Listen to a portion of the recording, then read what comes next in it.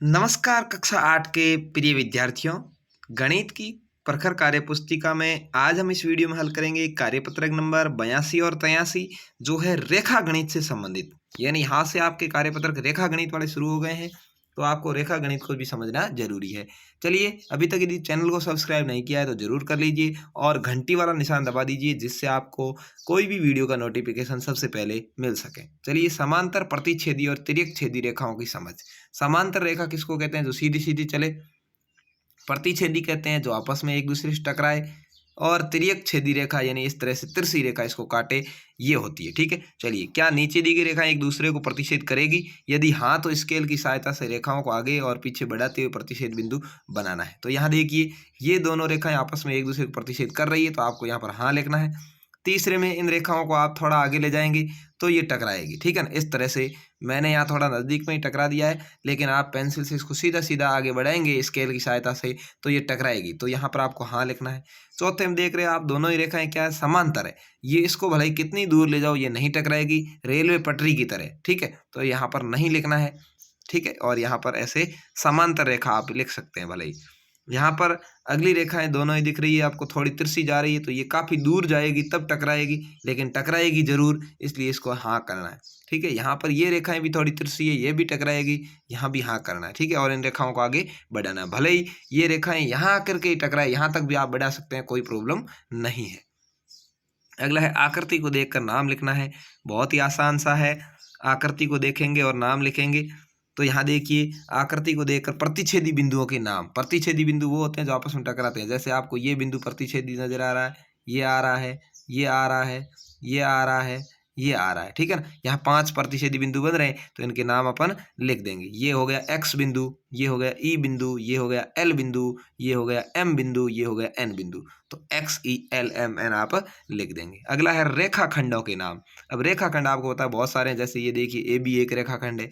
ठीक है, x Q ये एक रेखाखंड है। ठीक है, ये एक रेखाखंड है, ये एक रेखाखंड है। इन सभी के नाम आपको लिख देने जो मैंने यहाँ लिख के बताए हैं। अगला है प्रतिच्छेदी रेखाओं के नाम। प्रतिच्छेदी रेखा जो एक दूसरे को काटती हो। जैसे यहाँ आप देखेंगे, ये एक प्रतिच्छेदी रेखा है पी, इन सभी को काट रही, यहाँ पर काट रही, यहाँ पर काट रही, यहाँ पर काट रही। ठीक है, ऐसे ही आप देखेंगे कि यहाँ पर एक्स क्यू वाली रेखा है, ये भी प्रतिच्छेदी रेखा है, इसको भी आप प्रतिच्छेदी रेखा मान सकते हैं। ठीक है, तो ये सभी प्रतिच्छेदी रेखाओं के नाम है, कोई भी आपको एक दो लिखना है। अगला है समांतर रेखाएं। समांतर मतलब बराबर चलती, ये दोनों ही रेखाएं समांतर रेखाएं हैं। ठीक है, इसका नाम हो जाएगा ए बी, इसका नाम हो जाएगा सी डी। ठीक है, तो इस तरह से आपको नाम लिख देना है। अगला देखिए रेखाखंडों के नाम। इसके अंदर बहुत सारे रेखाखंड है। ये एक रेखाखंड, ये रेखाखंड, यहाँ से यहाँ तक रेखाखंड, ये सारे ही रेखाखंडों से ही बने। ठीक है ना, इस तरह से ये रेखाखंड, ये वाला रेखाखंड, ये रेखाखंड, तो कोई भी आप इनके नाम लिख देंगे। समांतर रेखाखंडों के नाम लिखिए। यहाँ देखिए समांतर रेखाखंड, ये ए बी और ये वाला समांतर है। ठीक है, यहाँ पर देखिए ए बी और एच आई दोनों समांतर हो गए। यहाँ ए जी मैंने किया है, जैसे देखेंगे ये और ये समांतर है। ठीक है, इसको और इसको समांतर मान लो, ये इसके समानांतर है, ये इसके समानांतर है, तो ये बहुत सारे समानांतर है। आप कोई भी 2-3 लिख देंगे। एक प्रतिच्छेदी रेखा का नाम लिखना है। प्रतिच्छेदी रेखा का नाम आप देखेंगे तो बहुत सारी प्रतिच्छेदी रेखा है। ये भी प्रतिच्छेदी रेखा, ये भी प्रतिच्छेदी, ये भी 3 है। आप कोई भी एक का नाम लिख दीजिए। ठीक है, तो चलिए, आपको कार्यपत्रक नंबर 82 तो आसानी से समझ में आ गया। चलिए 83 को समझ लेते हैं। निम्न में रेखाओं के नाम लिखते हुए रेखाओं में संबंध लिखना है। देखिए, 2 समांतर रेखाओं कौन कौन सी है? एक का नाम क्यू है, एक का नाम आर है। तो यहाँ लिखना है क्यू तथा आर को। एक तिर्यक छेदी रेखा कौन सी? पी।